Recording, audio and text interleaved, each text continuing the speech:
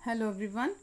तो आज का हमारा जो टॉपिक है जो हम डिस्कस करेंगे that is our Newton's first law of motion. तो देखिए अपने प्रीवियस वीडियोस में हमने मोशन के बारे में तो अपना पूरा डिटेल स्टडी की है ऑलराइट, बट हमने क्या स्टडी नहीं किया था मोशन के कॉजेज़ के बारे में, क्यों मोशन होता है और मोशन के लिए किसी भी ऑब्जेक्ट में मोशन के लिए कोई कॉज क्यों रिक्वायर है, किसी ऑब्जेक्ट की स्पीड घटती या बढ़ती क्यों है, ये सब हमने स्टडी नहीं किया था। और इन सब क्वेश्चंस के ऊपर, इन सब ऑब्जर्वेशंस के ऊपर बहुत सारे साइंटिस्ट ने और बहुत सारे फिलोसोफर्स ने जो हैं वो बहुत सारे थीसिस किए हैं, बहुत सारी स्टडीज़ की हैं ऑलराइट। और उन्हीं साइंटिस्ट में से एक हमारे थे एरिस्टोटले, और उन्होंने क्या कहा था कि किसी भी ऑब्जेक्ट की जो नेचुरल स्टेट है, जो उसकी इनबिल्ट स्टेट है, that is to be in a state of rest, कि किसी भी ऑब्जेक्ट को इनबिल्ट जो उसका खुद का स्टेट है वो रेस्ट पे है। दैट मीन्स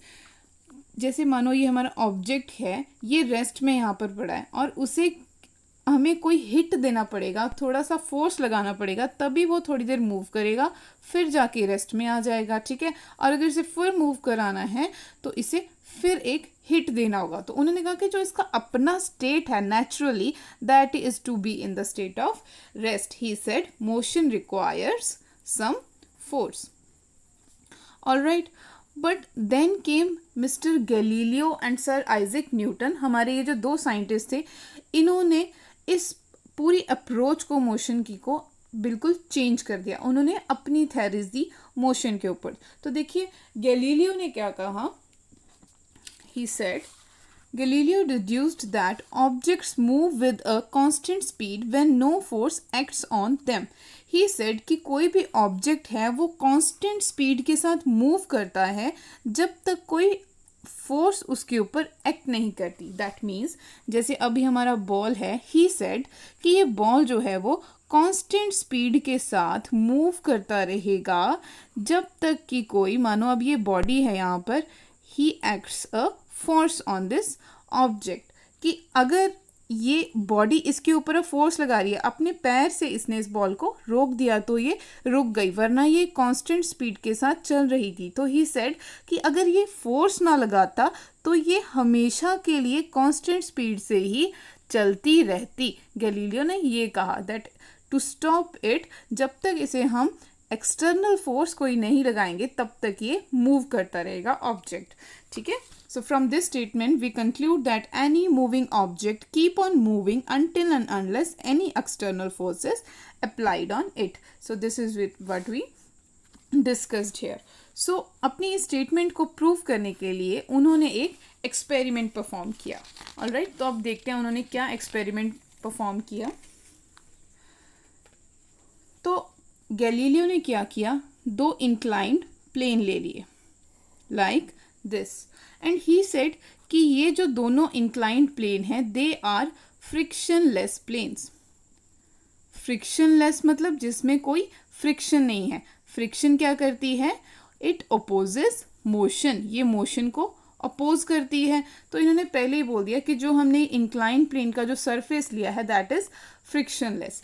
अब क्या किया इन्होंने, इस इंक्लाइंड प्लेन के ऊपर एक मार्बल ले लिया, ठीक है, और इन्होंने इस ऊपर से इसको थ्रो कर दिया नीचे की तरफ। अब जब ये नीचे की तरफ आने लगा तो इट एक्वायर्स सम वेलोसिटी, इसने कोई वेलोसिटी एक्वायर कर ली। ओके, तो उन्होंने क्या देखा कि जब ये मार्बल नीचे की तरफ आया, यहाँ पर आके ये फिर से ऊपर की तरफ क्लाइंब कर गया और यहाँ पर पहुँच गया। दूसरा जो इंक्लाइंड प्लेन था उसके ऊपर भी यहाँ आके ये फिर से अपने आप क्लाइंब हो गया। तो उन्होंने क्या ऑब्जर्व किया कि जितनी इसकी हाइट थी इस तरफ, जो इसने नीचे की तरफ आने के लिए कवर की थी, उतनी ही हाइट इसने यहाँ पर क्लाइंब करने में कवर की। जितनी हाइट इसने यहाँ पर कवर की थी उतनी ही हाइट इसने दोबारा यहाँ पर क्लाइंब की, ठीक है। तो ये तो उन्होंने लिया फर्स्ट केस। सेकेंडली उन्होंने क्या किया कि एंगल ऑफ इंक्लिनेशन को अब डिक्रीज करते गए, ठीक है, एंगल ऑफ इंक्लिनेशन को कम करते गए। तो उन्होंने क्या देखा कि यहाँ से जब उन्होंने ये मार्बल थ्रो किया, ठीक है, अगेन वही हमारे सेम कंडीशन है, फ्रिक्शनलेस प्लेन है, ठीक है, और फिर जब इन्होंने मार्बल नीचे की तरफ थ्रो किया, यहाँ पर आकर ये फिर से ऊपर क्लाइंब हो गया अपने आप। बट अब क्या हुआ, उसने थोड़ा डिस्टेंस जो है वो ज़्यादा ट्रैवल किया। ठीक है, जितना यहाँ उसने डिस्टेंस ट्रैवल किया था उससे थोड़ा ज़्यादा डिस्टेंस यहाँ ट्रैवल किया, और वो उसने ट्रैवल किया इस हाइट को अटेन करने के लिए, ताकि मैं सेम हाइट अटेन कर सकूँ। अब यहाँ तक हाइट जो है वो इसकी कम आ रही थी, तो इस हाइट को, इस हाइट, सेम हाइट अटेन करने के लिए उसने थोड़ा सा डिस्टेंस जो है वो ज़्यादा ट्रैवल किया, ठीक है। अब थर्डली उन्होंने क्या देखा, और डिक्रीज कर दिया एंगल ऑफ इंक्लिनेशन, ठीक है। अब क्या किया, फिर से वही फ्रिक्शनलेस प्लेन पे, फिर इसको नीचे की तरफ थ्रो किया, यहाँ आकर ये फिर क्लाइंब हो गया ऊपर की तरफ अपने आप, और अब इसने थोड़ा और ज़्यादा डिस्टेंस ट्रैवल कर लिया to attain the same height. ये हाइट, सेम हाइट अटेन करने के लिए उसने थोड़ा सा डिस्टेंस और ट्रैवल किया, लॉन्गर डिस्टेंस ट्रैवल कर लिया। अब फोर्थ केस में उन्होंने क्या किया, उन्होंने सिर्फ एक ही इंक्लाइंड प्लेन लिया ऑफ दिस हाइट, एंड दूसरा इंक्लाइंड प्लेन यहाँ पर हटा दिया, लिया ही नहीं इंक्लाइंड प्लेन, ठीक है। So he took only one inclined plane. अब क्या हुआ कि जब ये बॉल नीचे की तरफ थ्रू ही, it has some velocity, it is moving with some, इसमें जब नीचे आ रहा था तो इसने कुछ वेलोसिटी अटेन कर ली थी, ठीक है। So it is the velocity is constant throughout because the plane is frictionless. तो जब ये यहाँ पर नीचे पहुँचा बॉटम में आके, तो इसने इस तरफ जो है वो मूव स्ट्रेटली मूव करना स्टार्ट कर दिया, और ये कांस्टेंट अपनी वेलोसिटी के लिए फॉरएवर के लिए मूव करता रहा। क्यों ये फॉरएवर के लिए मूव करता रहा, इस हाइट को अटेन करने के लिए ये लॉन्गर डिस्टेंस जो है वो इसे कवर करना है टू अटेन दिस हाइट। तो it moves for ever with this constant velocity. So the marble would continue to move forever, trying to reach the same height that it was released from. जिस height से इसे release किया गया था वो height attain करने के लिए it will move forever. It will move forever to cover the distance to attain the same height. ठीक है, तो उन्होंने जो ये एक्सपेरिमेंट परफॉर्म किया गैलीलियो ने, इस एक्सपेरिमेंट को बहुत ज़्यादा अप्रिशिएट किया गया, उनकी स्टडी को बहुत ज़्यादा अप्रिशिएट किया गया, ठीक है। फिर जो सर आइजैक न्यूटन है, उन्होंने इसी उनके आइडिया को फर्दर स्टडी किया, ठीक है। बट इस थीसिस को उनके को अप्रिशिएट तो किया गया, बट जब उसे प्रैक्टिकली देखा गया तो देखा गया कि इट इज़ नॉट ट्रू, ये कैसे पॉसिबल हो सकता है, ठीक है। फॉर एग्जाम्पल आप देखिए, जब हम मूव कर रहे हैं, मानो ये रोड पर ये कोई बॉडी है, ये इस रोड पर जो है वो मूव कर रही है, ठीक है।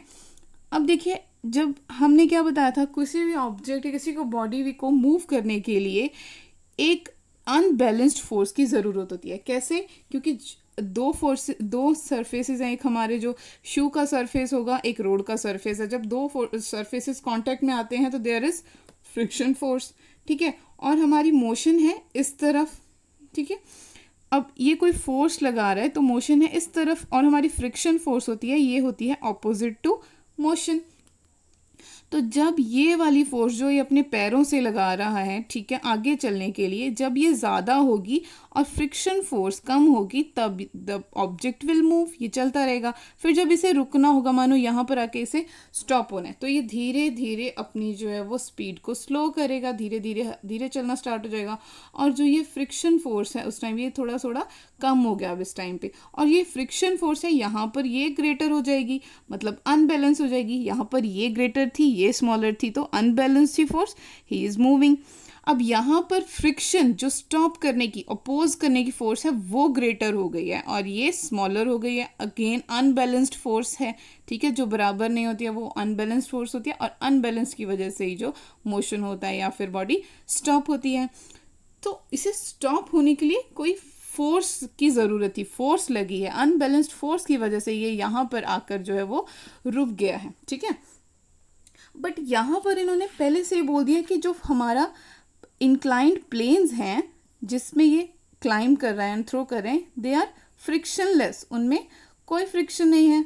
मतलब जो अनबैलेंस्ड फोर्स है that is zero in this plane, क्योंकि फ्रिक्शन ही नहीं है तो अनबैलेंस्ड फोर्स भी क्या है, ज़ीरो है, विच इज़ नॉट पॉसिबल। क्योंकि हमने ये बताया था कि किसी भी ऑब्जेक्ट की मोशन के लिए या मोशन को स्टॉप करने के लिए there is a need of unbalanced force, there is need of some external force. So to stop any moving object there is need of some external force. तो further sir Isaac Newton ने Galileo के ideas को study किया, ठीक है, उन्हीं की ideas को फर्दर उन्होंने स्टडी किया अबाउट फोर्स एंड मोशन, और उन्होंने 3 फंडामेंटल लॉज दिए जो कि मोशन ऑफ ऑब्जेक्ट को स्टडी करने के लिए दे वर वेरी इंपॉर्टेंट. उन्होंने 3 फंडामेंटल लॉज दिए that governs the motion of the object. तो ठीक है, हम इन 3 फंडामेंटल लॉज के बारे में अब पढ़ेंगे. And in this video we will discuss our first law of motion. So what is the first law of motion he gave? The object will remain at rest or in the state of constant motion until it is acted upon by some external force. तो he said कि कोई भी object है वो अपनी state of rest में रहेगा या state of motion में रहेगा, constant motion में, जब तक उस पर कोई एक्सटर्नल फोर्स नहीं लगाई जाती. ठीक है, फॉर एग्जांपल एग्जांपल से अच्छे समझते हैं. फॉर एग्जांपल ये मेरे पास मेरा एक टेबल है. Let is consider this a table. Table पे मेरी कुछ बुक्स पड़ी हैं, मानो ये मेरी बुक्स पड़ी हुई हैं टेबल के ऊपर.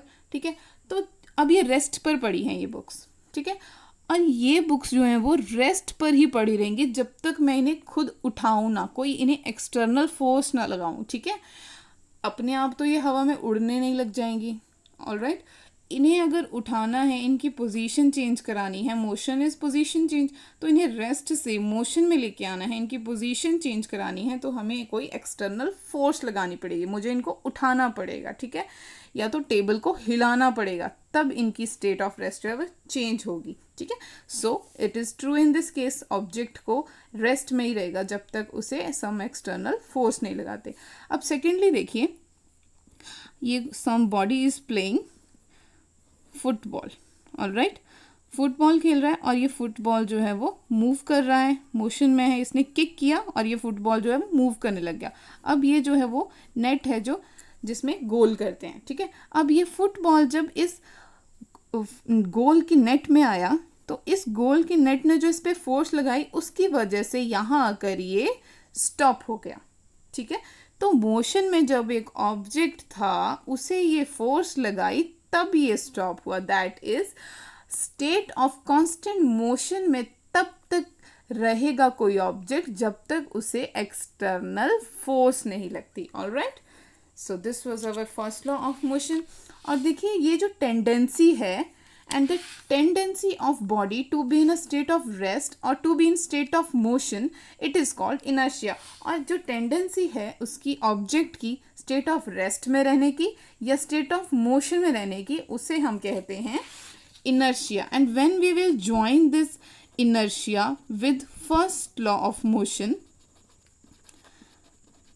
then we can call this law as law of inertia. First law of motion को लॉ ऑफ इनर्शिया भी कहा जाता है. इसमें इनर्शिया अब कहाँ है लॉ में?